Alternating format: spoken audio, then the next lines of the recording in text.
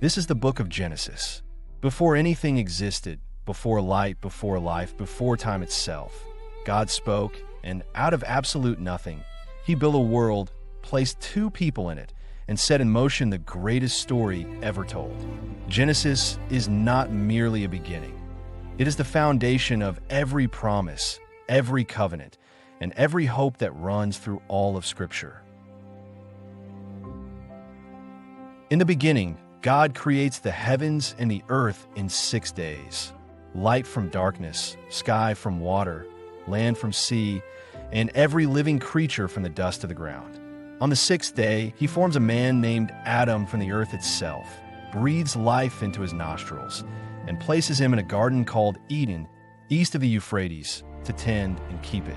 Creation is not an accident. It is a declaration. God is the sovereign maker of all things, and everything he makes is very good. God places Adam and Eve in the Garden of Eden and gives them one command. Do not eat from the tree of the knowledge of good and evil, for the day they do, they will surely die. But a serpent, cunning and deceptive, approaches Eve and twists God's words, whispering that the fruit will make them like God. Eve takes the fruit and eats.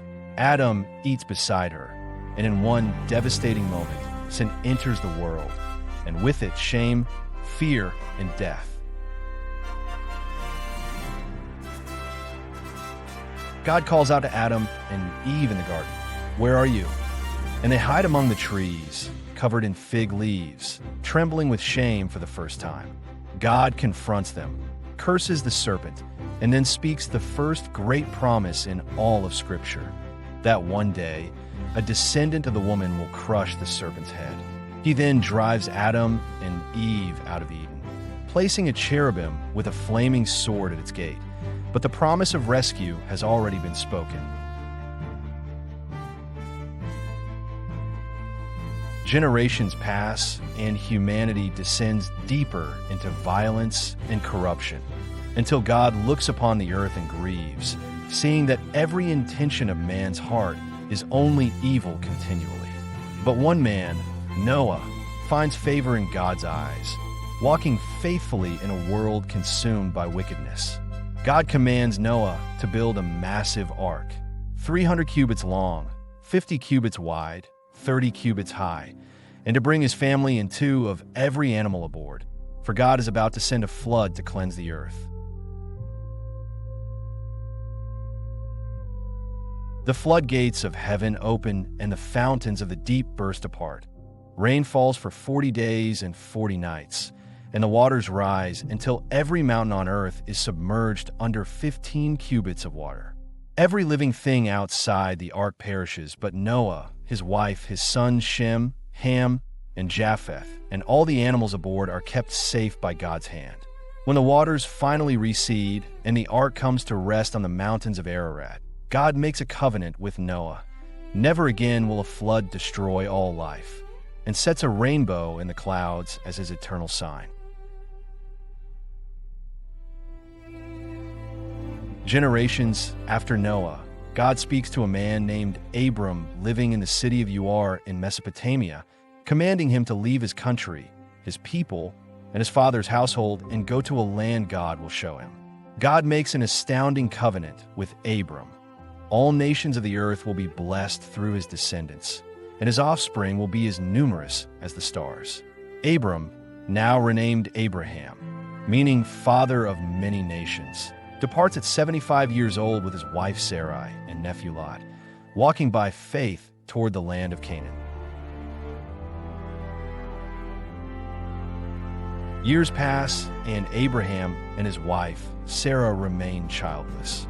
Sarah is 90 years old, and Abraham is 100 when 3 divine messengers appear at their tent near the oaks of Mamre, declaring that Sarah will give birth to a son within a year. Sarah laughs in disbelief behind the tent flap, but God answers, "Is anything too hard for the Lord?" The following year, Sarah gives birth to Isaac, whose name means laughter, proving that God keeps every promise, no matter how impossible it seems. God tests Abraham with the most devastating command imaginable. Take your son Isaac, your only son, the one you love, and sacrifice him on a mountain in the region of Moriah. Abraham rises early the next morning and climbs Mount Moriah with Isaac. And as the boy carries the wood for the altar, he asks, "Father, where is the lamb for the offering?" And Abraham answers, "God himself will provide the lamb." Abraham raises the knife over his bound son, and at that precise moment, the angel of the Lord cries out from heaven and stops his hand, revealing a ram caught in a thicket as God's provision. Isaac's son Jacob deceives his blind father Isaac into giving him the birthright blessing meant for his older twin brother Esau, then flees to Haran to escape Esau's murderous rage. On the first night of his journey, alone in the wilderness, Jacob lies down and dreams of a stairway stretching from earth to heaven, with angels ascending and descending, and God speaks from the top, renewing the covenant of Abraham over Jacob's life. Years later, on his journey home, Jacob wrestles through the night with a divine being at the ford of the Jabbok River, refusing to release his grip until the Lord blesses him, and God renames him Israel, meaning one who wrestles with God. Jacob has 12 sons, but he loves Joseph above all others and gives him an ornate coat of many colors, igniting fierce jealousy among his brothers.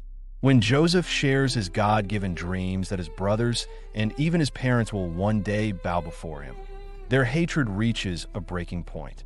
They seize Joseph, strip him of his coat, and sell him to Ishmaelite traders for 20 pieces of silver, who carry him down to Egypt. Then bring his bloodied coat to their father Jacob, letting him believe his beloved son is dead. In Egypt, Joseph is falsely accused by Potiphar's wife and thrown into prison. Yet even in a dungeon, God is with him. Joseph gains the gift of interpreting dreams, correctly reading the visions of Pharaoh's cupbearer and baker, and 2 years later, Pharaoh himself is shaken by 2 disturbing dreams no one can explain.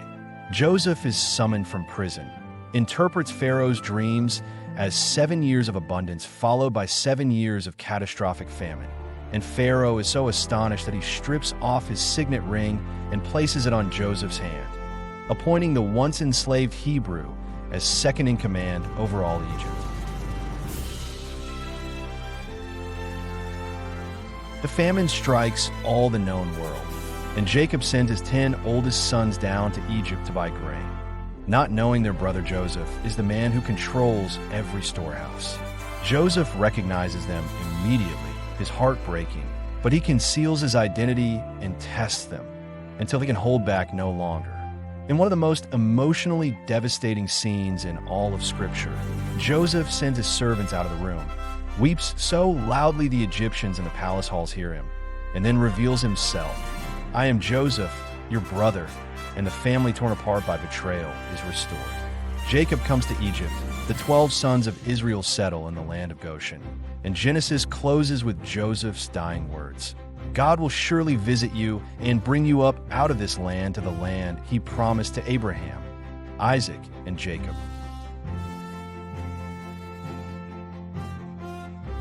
Genesis reveals that God is a creator who is intimately involved with his creation, not distant or indifferent, but pursuing, speaking, testing, rescuing, and redeeming, even when humanity falls, wanders, betrays, and despairs. From Eden to Egypt, through flood and famine, through failure and faith, God's sovereign hand never loosens its grip on the story he is telling, because he is not just a God who begins things. He is a God who finishes them. Every thread of Genesis points to Jesus Christ. He is the promised seed of Eve who crushes the serpent's head, the true lamb provided on Mount Moriah, the living bread who feeds a starving world, and the rejected brother who becomes Lord of all, saving the very ones who betrayed him. Genesis is not just the beginning of a story. It is the first chapter of the story of Jesus. No matter how far you have fallen, how deep your shame runs, or how many times you have failed, the God of Genesis is the God of your story too. He does not abandon the broken. He does not forget the forgotten, and he does not waste a single moment of suffering, because he is the God who turns every pit into a palace and every exile into a homecoming. Trust him with your chapter today.